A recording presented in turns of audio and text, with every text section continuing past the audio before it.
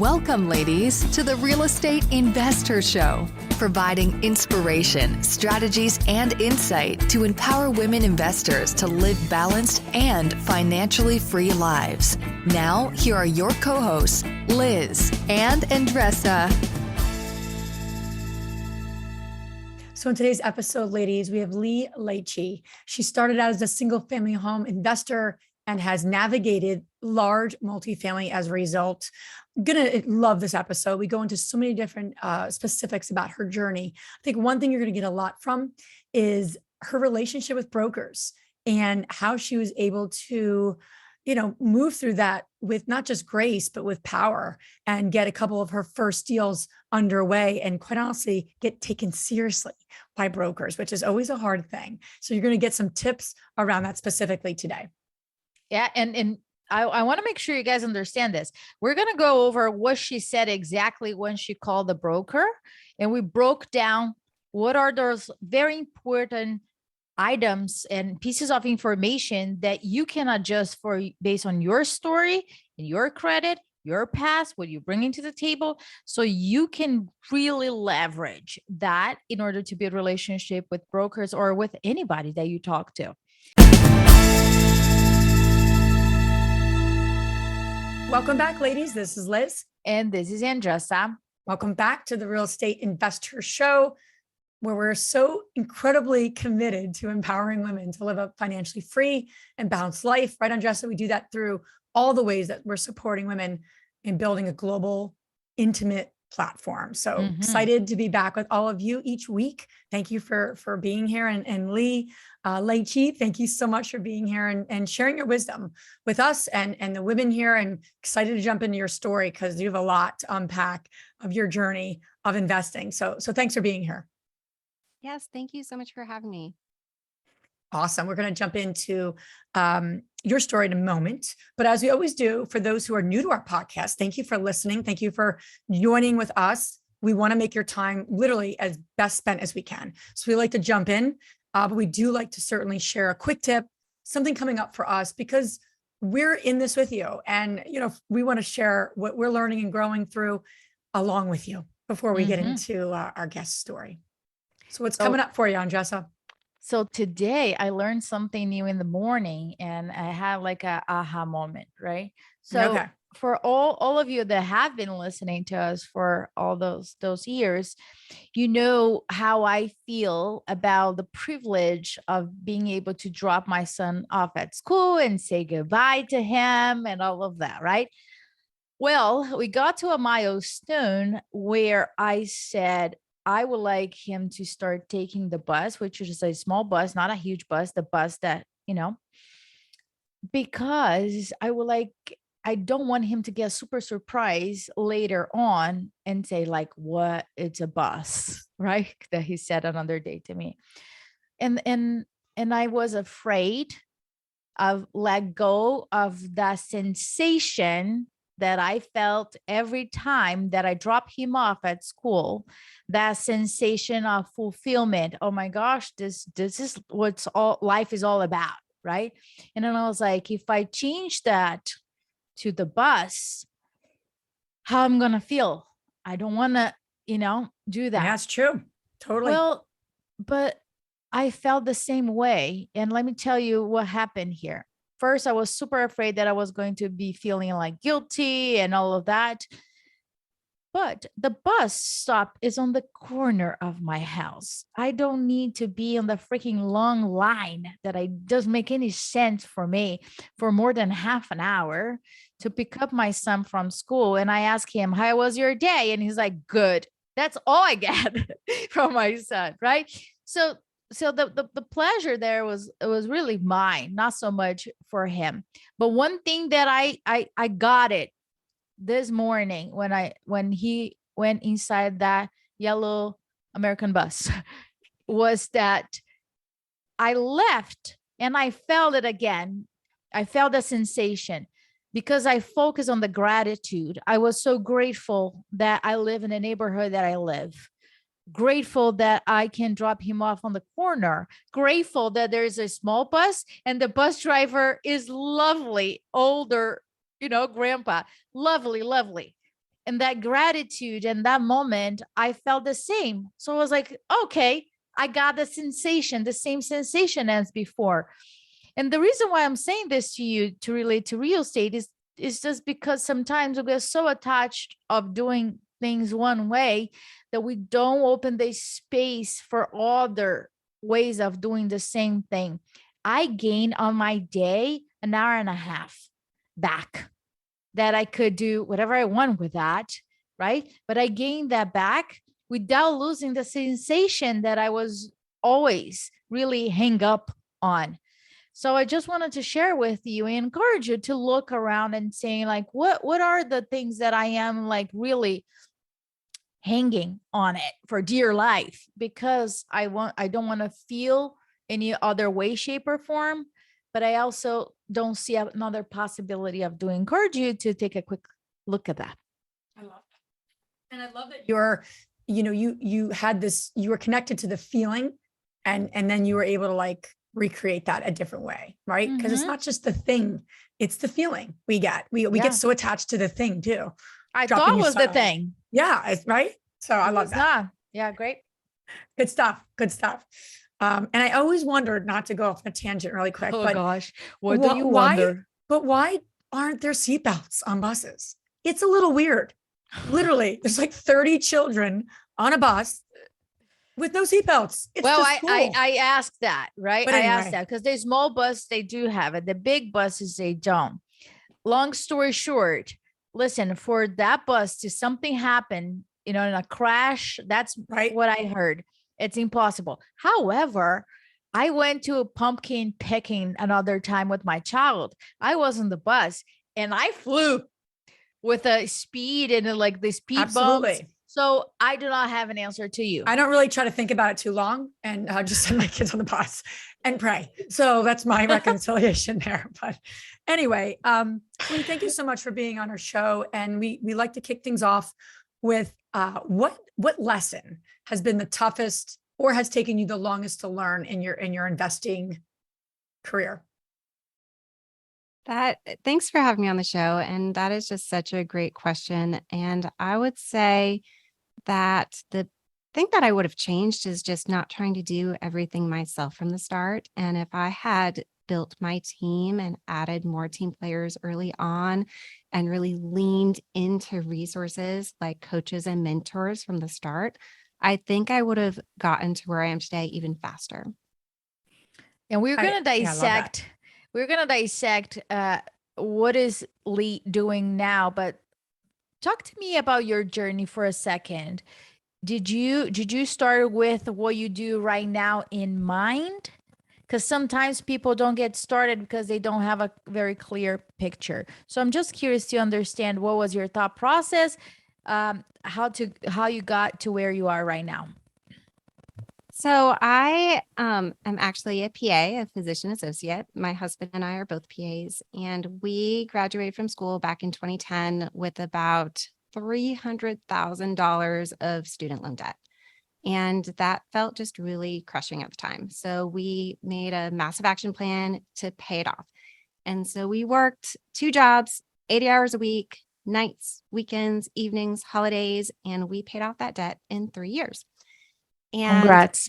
Thank you. And in that process, we burn ourselves out. And I think a lot of professionals experience this. And it's kind of funny because I worked so hard and so long to get this professional degree. And I had my head down for so long. And I just assumed that when I got to that place, it would provide me the lifestyle that I wanted. And what I found was that it just wasn't true. So we just left everything for a year, just like totally went the other direction and went traveling for a year around the world. And during that time, we really got to pause, reflect, and really figure out what is important to us, what is important in life. And what's most important is time. And it's my time to spend with the people that I love. It is my time to do activities that I enjoy. It is my time to even take care of my health. And so we got back to the States and we started working again, but we knew we had to make a change. So we started a business flipping houses to primarily build capital. So whenever I do anything, I really like to just give it my all. So we created a business plan. We got a lawyer, opened an LLC, got our CPA, started QuickBooks, got our real estate agent, opened bank accounts. We got all of our ducks in a row, and we found that very first property. And it was so successful. So we did it again. And that first year, we flipped 5 houses. We did 5 burrs. And the business just took off to a point where we were flipping around 40 houses a year. And we built up a pretty sizable single family home portfolio and small apartment buildings. So 2020 comes along. And I think a lot of people were impacted by 2020. And we just really sat down and paused and said, okay, let's reevaluate this business plan. Let's reevaluate our goals. And at this point, I was nursing a baby. And I had a 2-year-old daughter, and I was still working full time as a PA in an urgent care through COVID with a N95 mask and a face shield on for 14 hours a day. Wow. So at this point, it wasn't just that I wanted my time back. It was really, I needed my time back. So I decided right then and there that I'm going to buy a large apartment building, and I went all in. And so that year, I underwrote hundreds of deals. I made so many offers. We got to a lot of highest and best tables, and it was really, really competitive. And we started an off-market campaign for multifamily in our area, which was great because we already had one going for the single family side. So we just transitioned that over. And in 2021, we didn't give up, and we finally landed our first big apartment building under contract that closed in early 2022. And all of those broker relationships, they paid off because right away, within 3 months, we closed on our next $12 million deal. So after all of that work in 2022, we've done $25 million worth of multifamily real estate. Wow, there's a lot to unpack there.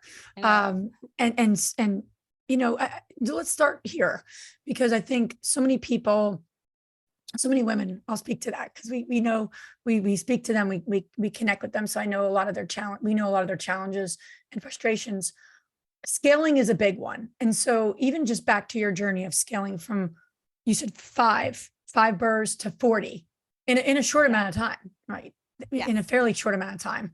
I want to talk to that before we get to the multifamily, because there's probably a lot of lessons and a lot that you got that you're applying now, would be my guess. I don't know that.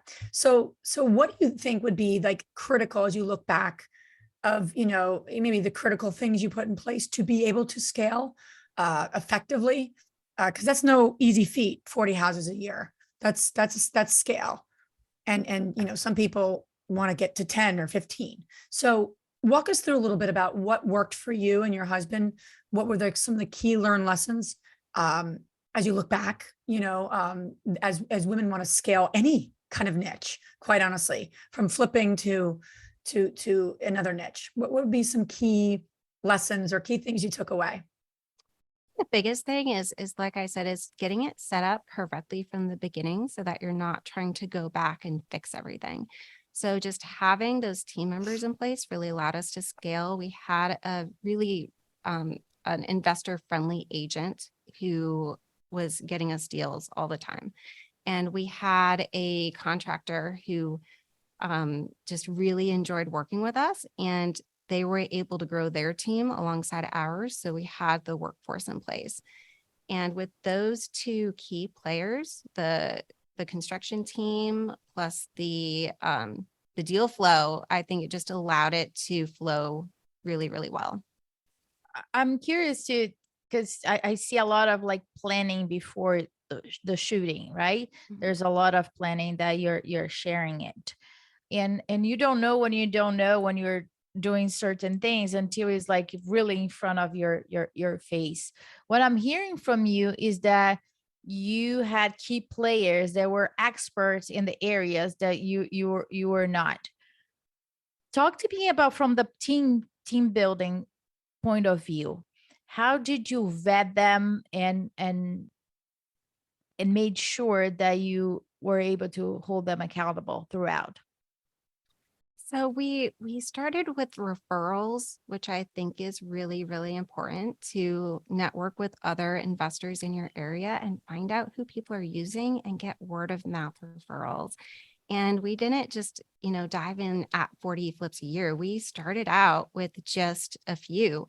And to be honest with you, we changed our team players a few times. So we went through 2 or 3 agents until we found one that really understood what we're trying to do. And we went through several contractors before we found some. What, Lee? Yeah. Are you talking about contractors? Oh, So yeah, it sounds easy, but it's not to find those key players, and it's trial and error. And then once you do find those key players, you've got to nurture that relationship. You have to treat the people that you work with really, really well.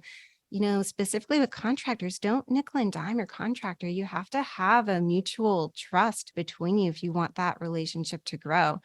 Of course, you have to hold people accountable, but there has to be some level of trust in place as well. Makes a lot of sense. So you're scaling, you're doing 40 deals a year. Walk us through a little bit of the transition, because I think that's a very important piece to your story. Often women are in one niche and they want to transition to a different niche because it has a lot to do with the market, has a lot to do with the economy. What works in one economy is a little different, or the approach is different. So it happens all the time. I know women are going through that right now. Multifamily, especially, being incredibly competitive and crowded. So you transition into, COVID was actually a great time because 2020, we bought some great multifamily, a little different than now, the numbers. But walk us through that transition. How did you mindfully, intentionally do that? Was that on intention? Walk us through that pivot. So we really always had a roadmap in mind, and the goal was to step away from our W-2 jobs. The goal was to get our time back. The goal was to generate enough passive income so that we could replace the passive or the W-2 income. So we always knew where we were heading, and we also knew that we weren't going to flip houses forever. We were doing it because the market was booming and we were generating capital. But at the same time, we were using those skills to do the BRRRRs and to grow our portfolio to get the passive income. And it got to a point where we had really so many single family homes that it became a lot. And we said, well, what should we do next? How do we scale even faster? So the next really natural transition was to go into multifamily. We always knew we were heading there. We just didn't know exactly when. And of course, with the current market conditions, the flip market has slowed down. So I think we're just really fortunate with this timing. I think you guys got prepared, right? I think it's not like just luck. Oh, I'm luck. I think that what I'm hearing from you, there's a lot of structure that was put in place. I want to touch base on one thing that you said about the marketing campaigns that you did for off-market deals when you were flipping, and then for the multifamily. And I don't think a lot of people are consciously creating campaigns and seeking properties. What I'm seeing is more the opposite. Let it come to me, all the, on the MLS or any All-Star or any other brokers. Share with me what did you think when you put those campaigns together? If you can break down for all the women that are listening that might want to do the same, what would you recommend? So I didn't want to recreate the wheel, so I found somebody who could do it for me. Love it, Lee. Yeah. I am into that.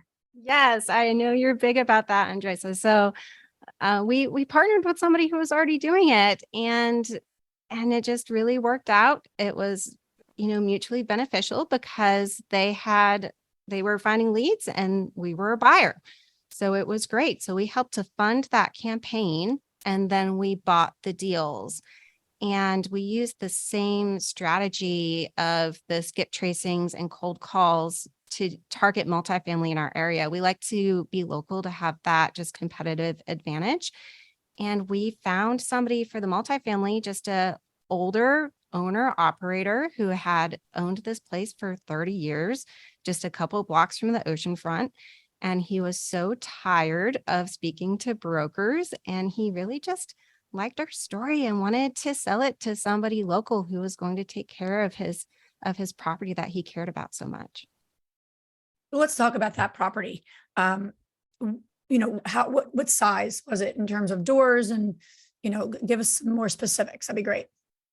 So this is a 62 unit apartment building, with a great location, and it had really been run to the ground, not intentionally, but we bought it in a lot of distress. So we bought it with a 45% economic vacancy, which is pretty huge. So, but we had those skill sets in place. So we love to value add. We love to renovate. We love to increase those rents.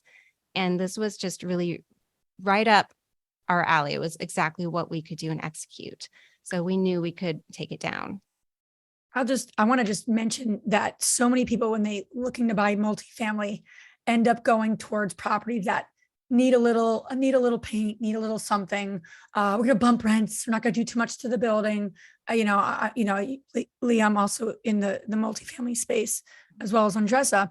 And that's a common approach, literally, where people buy buildings, do nothing to them, raise rents, and call it like they're adding value when they've literally done nothing. And some buildings don't need as much, obviously.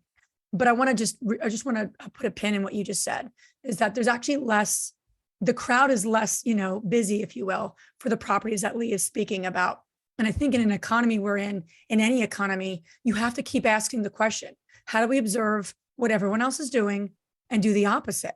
And you have to ask that question, where are the crowds going? And how can I, even in the multifamily space, even in the syndication space, we're even talking about syndicating a different asset class right now that's not as crowded, but will actually yield. We're running numbers, our team is running numbers, and actually the returns for investors are crazy, going from maybe multifamily to doing something a little different, still in the realm of real estate, of course. My point, though, is that in an economy that we're in, you have to be, if you're going to be successful, you have to ask those questions. And I think going towards distressed physically and from there's two ways of distressed. There's a physical distressness of a property, and then there's actually a management distress of a property. And then if you add in the actual local market and how they're being perceived in the local market, that's another layer of distress. And those are the properties exactly that we have gone through in our tenure, if you will, because we got our start, with dilapidated properties. So those were actually our interest. Not everyone's interested. And I just say, you find a property that's in a great location and there's 45% occupied, most people are going to be like, no, thank you. And you'd be like, great. Again, as long as the numbers work and you have a transition plan, because there's going to be some serious stabilization happening. You're not getting paid day one. You're not getting paid probably in the first 1 or 2 years. I don't think, but that's okay. Right. Because you're building for the future. So I just want to make a pin in that, because so many people are like, how do I thrive in today's economy? Do what Lee just did, and stop running from the hard stuff, but actually going towards it. Yeah. And especially now with labor costs increasing, it's difficult to keep your contractors. The cost of materials is increasing. I think you really do have to know what you're doing if you're taking down these really big projects. Correct. So like I said, we were comfortable with that. And we see other people struggling, and have a lot of gratitude towards our teams. We've been able to turn 80% of the building in 8 months. It's doing, great. LVP floors, new cabinets, granite countertops, everything. And we're increasing rents by $400 a door, That's awesome. Which makes me feel a whole lot better while cap rates are increasing, because we know our value's there. Lee, I think that like the first thing that comes to my head is like how prepared you guys were and the foundation that you guys creating. When you look back, right, you and your husband are Brazilian, by the way, people. That's why her last name is Leite, right, Liz? Trying to get that. Leite. I said it correctly. You did. right now. Right now. So what I was gonna say is that what are the transferable skills that you both brought in to the table, and what were the gaps that you guys found? Therefore, you needed teams to fill that up. So we both come from a background in medicine, and we're very analytical people. I love math and science and systems, and so we both brought those skill sets to the table. And my husband in particular, he just really accelerates with project management and being on site and running the teams and working with the contractors. I really, really accelerate at the deal analysis, the financials, the business plans. And I think as a team, we work really, really well together. The people that we've had to bring in are other professionals to help guide us. So real estate CPAs, legal teams, and then eventually we brought in a coach to help us with the larger multifamily. Those are great, Liz. But Liz, I always say Liz, Lee. Those are great. Talk to me about the challenges that you guys face, because many investors investing together, many times getting to the marriage and the business doesn't have like a line to separate it. What were the challenges that you guys faced, and how did you overcome it? I think you literally just said the biggest challenge, and that's that, it's hard to draw that line between marriage and business, because when I used to work in the medical field, I would come home and the day would be done. There would be nothing else and it would be just us. But now our business kind of follows us into the night sometimes. And so we've really just had to set those boundaries and say, okay, we are sitting down together every single day with our children at 5 o'clock without our phones, and we will not talk about any business. And the other thing that we do is we set these goals, and it's not just goals for our business, but it's also goals for our family. And that really helps us to keep on track and that work-life balance of, hey, even though we're a couple, even though we're running a business, even though this is our life, we have to keep up these other things in life too that are important to us. And you also talked a little bit about, as we were preparing for today, about broker relationships. And I want to certainly talk about that with you, because especially, I don't know your personality, but if you're more interested in analyzing deals and more interested in math and science, I'm going to assume here, crazy assumption, but you're probably a little more introverted than extroverted. Is that fair? That's a good assumption. Okay. Totally judgment, but I'm just going to go with my judgments right now. So let's talk about that, because so many people pigeonhole themselves and saying, well, I don't know how to develop relationships with brokers. And it's, you have to on some level, even if you're going off market. That's critical to the multifamily game. So I'm curious, how did you get over that fear? What did you do? What were some of your ways of being that you would repeat and have repeated as you're building your own portfolio? Because you did something well as you're transitioning. So let's talk about that, and also brokers could be a little intimidating. Yes, that's a great question. And I definitely feel that it can be a male dominated world with these big commercial real estate brokers. And I did have some fear, but at the time, like I said, it was 2020, and my husband, he was actually pretty busy running these projects of these 40 flips a year. And I thought, okay, if I'm going to reach this goal, if I'm going to buy this apartment building, I need to do something, and I need to do it now. And I was sitting at my computer and I was analyzing all these deals, and I saw this deal that I loved, and I was like, I need to get this one. So I picked up the phone, I called the broker, and he answered on the first ring. I said, oh no.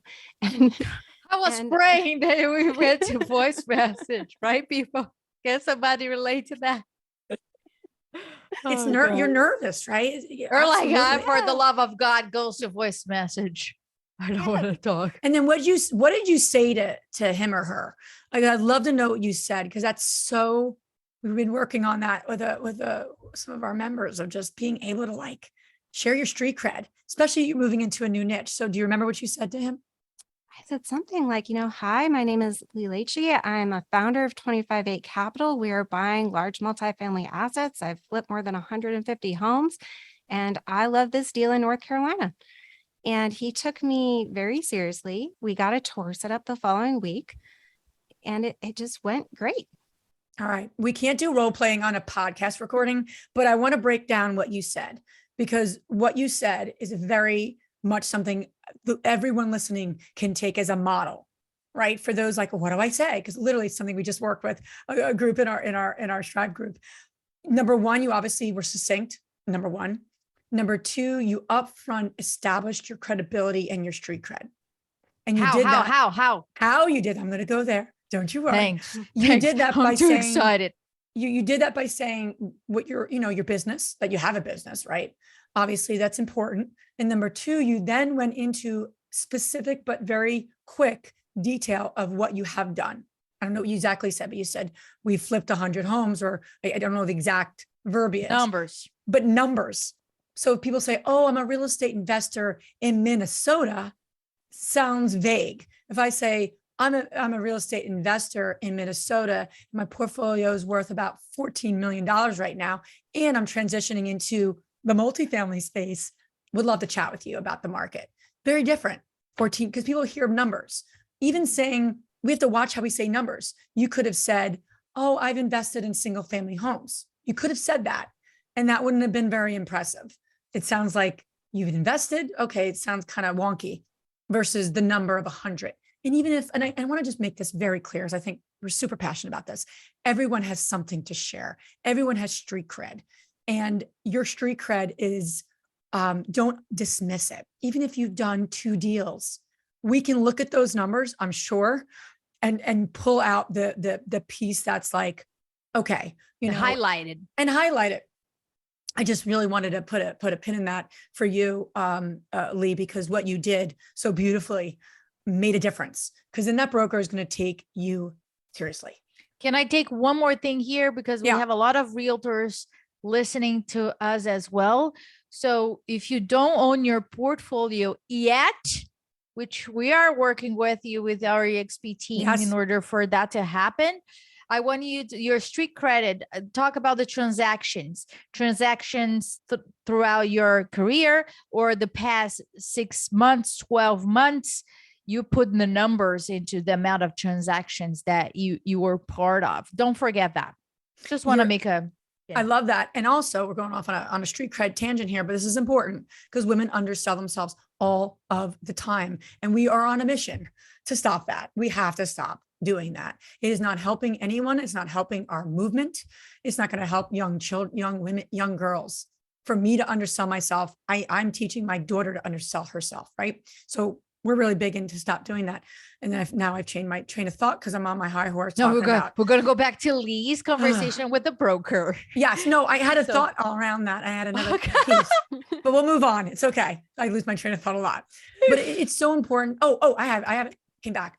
I wanted to mention your street cred for new investors. I know what you're saying right now. You're like, I have no street cred. You do have street cred. You're alive. You have something in your world, in your professional life, that you can really, speak to. And if you have to really weigh down on your personality, I'm the most tenacious person you'll ever meet, and I'm X, Y, and Z. And so you can look at your story and pull some numbers and pull some street cred. To give me anyone, I can do that. We can find that for you. 100%. I'm very passionate about it. We don't want you underselling yourself, not overselling, certainly not underselling. So Lee, bring us back to the broker after we've got on our street cred tangent. You given him that elevator pitch. What happened after that? We scheduled a tour and we showed up and we toured the property. It went really well, and we submitted our LOI and we made it to highest and best. And we were really, really excited. I got my lender lined up. I made even more contacts during this time with lenders, brokers, with insurance companies. I learned so much more through this process, and we didn't get the deal. But wow. Yeah, we didn't get the deal. But the thing was that it made me realize it was possible. It made me realize I could buy a $15 million property. I was approved to do so. So it gave me that much more confidence, so that the next time I got on the phone with the broker, it just really accelerated everything. I'm curious. I love that. I'm curious, how did you quickly get up to speed with analyzing a new asset class? Because analyzing deals and building that confidence and that muscle is a big one, especially if you're used to analyzing single family home flips. Now you're moving into a different asset class, and there's a lot to that. You're not just analyzing the deal, you're analyzing your competition. You got to know what rent goes for. You need to know kind of your average, what each, door goes for, if you will, what the average is, what's high, what's low, what the amenities are. So it's a whole different, process. So I'm curious, what did you do to accelerate your skill set around analyzing deals when you made that transition? I really taught myself, and I read some books, and I used some tools that were out there already. And I think just repetition really helped. The other people who helped me to narrow down my analysis were property managers that I connected with in that local market to say, hey, are these realistic expectations? Is this a realistic pro forma? Are these realistic rents? And that really helped a lot. And also my partners in the lending world helped me as well, because they do their own deal analysis. So what kind of lending can I get for this? Is my pro forma realistic? And I think just getting that constant feedback from people who are professionals in the business helped a lot. I love that recommendation, because what's fascinating is that the lender and the property manager are only going to get paid if you buy the building. So, and if you start to build a relationship with them, it's in their best interest to help protect you and to build that relationship. Them helping you analyze deals cost you this, zero. And so I love that as a reminder. Lenders and property managers are such great team members versus, nothing against coaches. Sound like you had that, and mentors. Look, have them also help, but the lenders and the property managers are just a great point. How did you know you were working with a property manager of credibility? How did you vet that as you navigated large multi? Because property management companies are kind of like key. We got recommendations from people in the business. I'm fortunate to have a good friend in property management, and she just gave me a lot of great resources and recommendations for my area. So for Lee being the analytical person who's an introvert, you build relationships pretty well, Thank you. and meaning that it's a strategy. It's a way of being. And introverts who are quiet or more analytical can be just as good at it. And they actually could be better in a lot of ways than extroverts, because you're sincere. And not that extroverts are not sincere. Let's just bash all the extroverts I totally just out trashed, there. but I could do Well, that. I I'm an don't extrovert. care. I'm not one of them, so I did not take it personal. But it's a way of being, and it's a way of building relationships. So I just love that you kind of, broke that down. So where are you going from here? You're still looking to buy more multis. What's your goal? What's your current goal? I'm sure you have one. So this past September, I retired from my career in medicine. And Awesome. Congrats. Thank you. I was really, really excited to do that, because I had set this goal for myself to retire by the time my daughter started kindergarten. She started kindergarten in September, and I wanted to do that so that I could be with her on holidays, Christmas, Thanksgiving, evenings, weekends, especially now that she was in school. So now things are going so well. What I want to do is I really want to spread the education to other busy working professionals, to other busy working parents, just about the benefits of real estate investing. So we are starting syndications. We've already completed one of our larger syndications this year, and it just brought me a lot of joy to bring in my family members and friends and colleagues into this deal, to allow them to own part of these large assets as limited partners, and to get those benefits from cash flow and appreciation without necessarily having to do it like the hard way. Although, as an LP, of course, you have to do your homework, but I want to spread the joy. I love that. And that's a great way of saying it, because you're not just building your own wealth, right? You're building other people's wealth. Exactly. Very cool.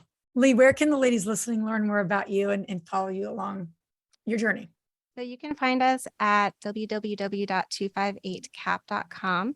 You can find us on Facebook and LinkedIn at 25/8capital and also on Instagram, and reach out at info@258cap.com. Awesome. All this information you guys can find on our show notes. Now we're going to transition to our fabulous 3 questions. And the first one, Lee, we usually talk about the books, right? What's the most transformational book? I would say, what is the most transformational book in the niche that we just talked about here? Do you recommend to people? So, I love all of the mindset books like Rich Dad, Poor Dad, The 4-Hour Work Week, Who Not How. But one of the books that really helped me early on was The Complete Guide to Buying and Selling Apartment Buildings by Steve Burgess. And, it's kind of outdated, but the fundamentals of the entire process are really there. And what I liked most about this book, being a really technical person, is that it has a glossary at the end of the book of 200 real estate terms defined. And because whether you are an active investor or a passive investor, if you don't speak the language of real estate, you're going to be in trouble. 100%. Lee, what's the most powerful routine that you do to create a financially free and balanced life, whatever balance means to you? So the most powerful routine that I do is with my husband, and that is the goal planning. And what we created was something we call the Freedom Sheet. And what it does is it calculates our income, passive income, expenses, net worth, and really helped us to determine how much passive cash flow we needed to step away from our W-2 jobs. But on top of that, we also write down our goals. And those are our goals for us as a couple, such as weekly date night, for us personally, such as health and fitness, goals for our family and our kids. And on a daily basis, what we can do is we can reflect back to those goals. And when we're looking at our tasks for the day, we can say, are these tasks moving the needle forward? Is what we're doing actually going towards our goals? And are we maintaining that work-life balance for the goals that we had for ourselves as a couple and a family? Last question. Which woman, famous or not, has inspired you the most? I'd say my grandmother inspired me the most. She was born in the 1920s and grew up in a time where women really were not investing in real estate. And she was building and selling houses along the Jersey Shore before it was developed, and also trading stocks basically until the day she died at the age of 96, never wanting to be reliant on anyone to take care of her. And she always supported me and my education so that I could always be self-sufficient as well. Oh my gosh, I love it. Such a That's so pioneer. Lee, thank you so much for being on our show. Excited about all the things unfolding for you as you navigate. So thanks again for sharing all your wisdom with us and our community. Thank you so much for having me. Thank you, Lee. Thank If you. you enjoyed this podcast and want to receive updates on our next interviews, go to our website, therealestateinvestor.com. There, you can subscribe to our show, become part of our investor community, and get updates on upcoming episodes. If you like our show, please share it with other women who would benefit. And don't forget to leave us a rating on iTunes. We'd really appreciate it. And as always, we encourage you to take one action as a result of today's show and put it into motion so you can live both a financially free and balanced life. Thanks for spending time with us. Ciao.